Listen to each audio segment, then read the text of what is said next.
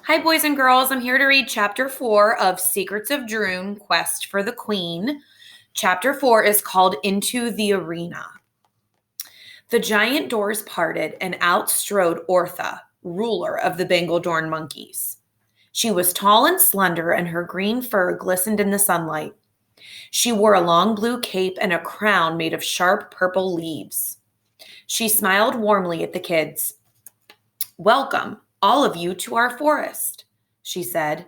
"Kia, children, I am glad you are safe. You have arrived just in time. The quest begins this afternoon. Let me show you." They entered a giant green room. The leafy ceiling was held aloft by massive wooden pillars. "This is so cool," Neil said. "It's like being outside, inside." The sunlight and warm, breezy air flowed through the open sides of the palace, fluttering the leaves. Wood chimes clattered gently from the ceiling. "It's so magical here," said Julie. "We Bangledorns live entirely without magic," Ortha said as she swept through the hall. "That is why Queen Relna chose our forest as the site of the Droon quest. Everyone, no matter who they are, has a chance to win." Galen turned to Ortha. "Alas, Kia and the children have seen magic in the woods today. Queen Relna is nearby, but she is not safe. An unknown creature is following her invisibly." Ortha drew in her breath sharply. "Our forest was never meant to be the battleground of evil forces, but we cannot delay the quest."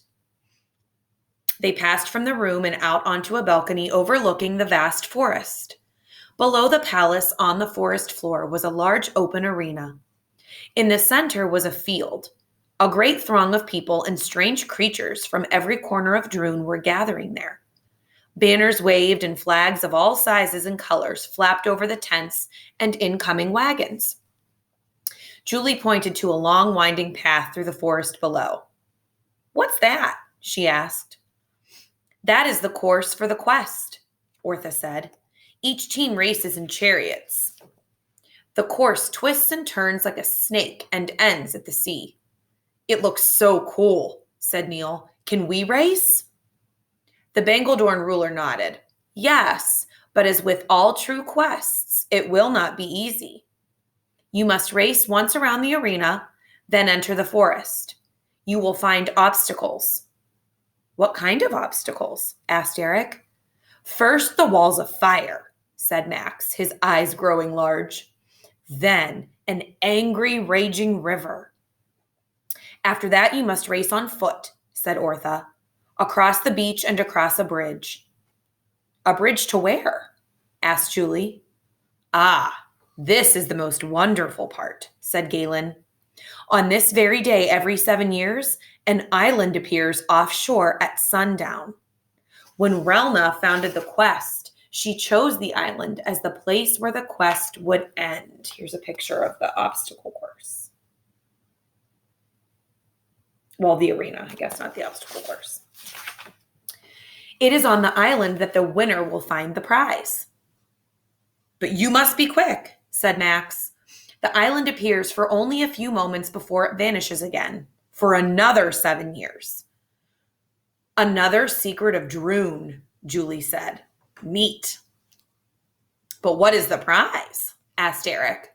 "A gold medal? A trophy? Treasure?" Galen shook his head. "Many legends have grown up about the prize, but it is something worth far more than gold or jewels. For the one meant to win, the prize is what he or she wants most. For all others, it is worthless. The quest prize is the only magic allowed here." "Could the prize be a cure for my mother?" Kia asked breathlessly. "It could indeed," said Ortha. "Your mother hoped that someday you would win the prize. It is not only a great honor, but a test of a truly special person."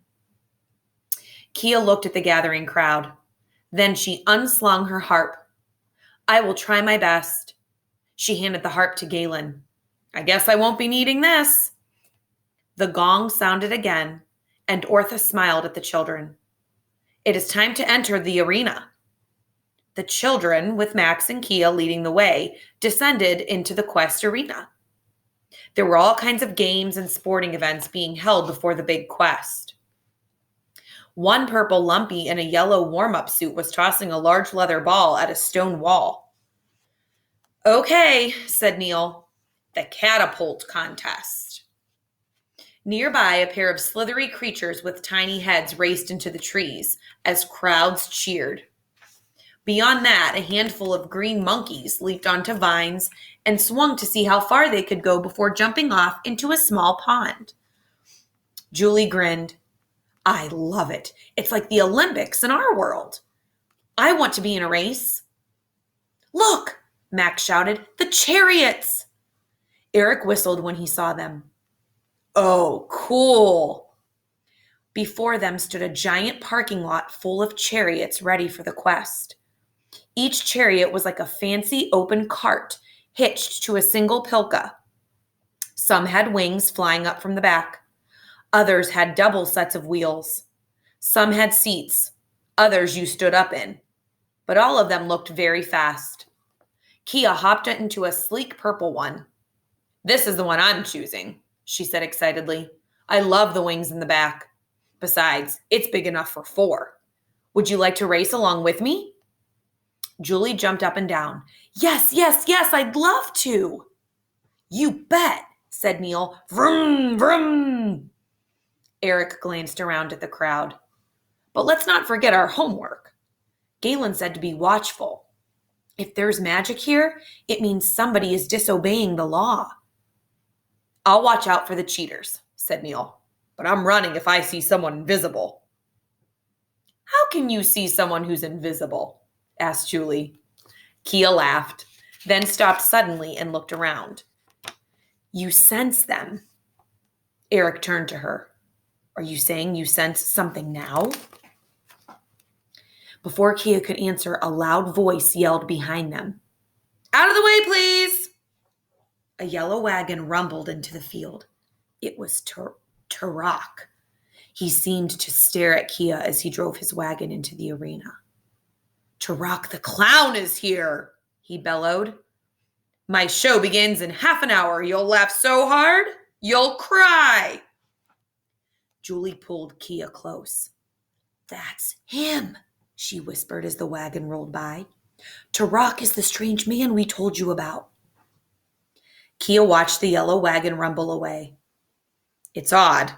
I feel something, but I'm not sure what." "Kia," said Max, pulling her by the hand. "The Vine Trials. Everyone's asking for you." Kia took one last look at Tarak's wagon, then turned and smiled at the kids. "I've always wanted to compete in the High Vines event. I'll meet you back here right away." "We'll stay here and snoop around," said Eric as Max led Kia into the crowd. Julie glanced at Eric and Neil. "What was that all about? Do you think Kia really sensed something?" "Maybe magic in the air." "It's kind of odd that Tarak should come along just when she felt something," Neil said. "Maybe not so odd," said Eric, gazing after Tarak. "There's something strange about that clown. I don't trust him or Slag either." "Where is Slag anyway?" Julie asked. Neil glanced around. "You can't miss that guy. Even his muscles have muscles." "Both of those dudes give me the major creeps," Julie added. Eric gave a quick nod. "I'd like to see what else Tarak has in that wagon of his. What do you say we do some serious spying?" "That gets my vote," said Neil.